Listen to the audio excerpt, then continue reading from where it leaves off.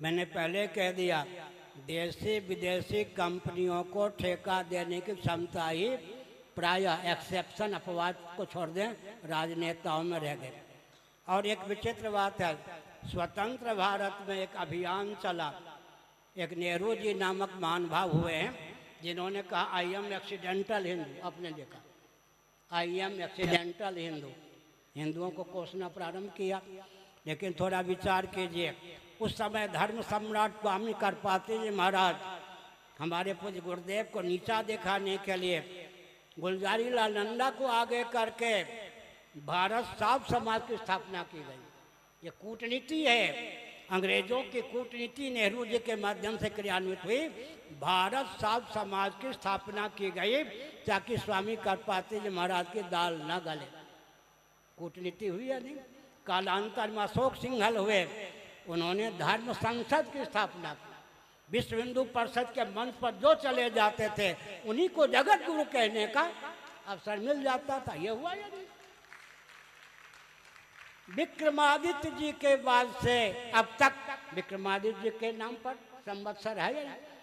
सुन लीजिए कान खोलकर, विक्रमादित्य जी के बाद से अब तक सनातन वर्णाश्रम व्यवस्था को कुचलने का भरसक प्रयास किया जा रहा है। जो हमको विकृत करने चले विकृत हो गए, जो हमको विलुप्त करने के लिए आए विलुप्त हो गए।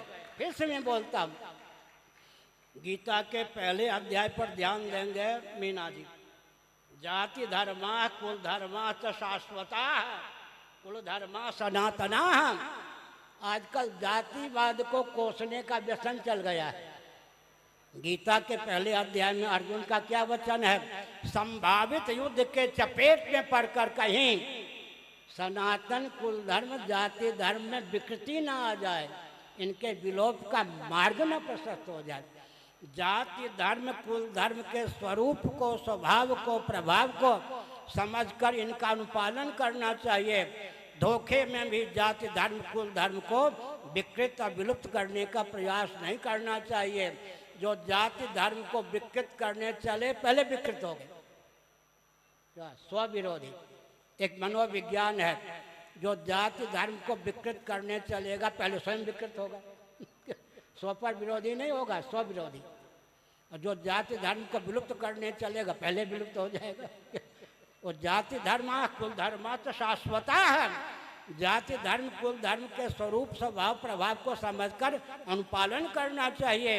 इनको विकृत और विलुप्त करने का प्रयास न करें। पहले ही मैंने संकेत किया, शिक्षा रक्षा अर्थ और सेवा के प्रकल्प संतुलित रहें, बिना परिवार नियोजन गर्भपात के जनसंख्या संतुलित रहे, मातृशक्ति का शील सुरक्षित रहे, लौकिक उत्कर्ष हो, पारलौकिक उत्कर्ष हो, परमात्मा की प्राप्ति का अभिव्यक्ति का मार्ग भी प्रशस्त हो।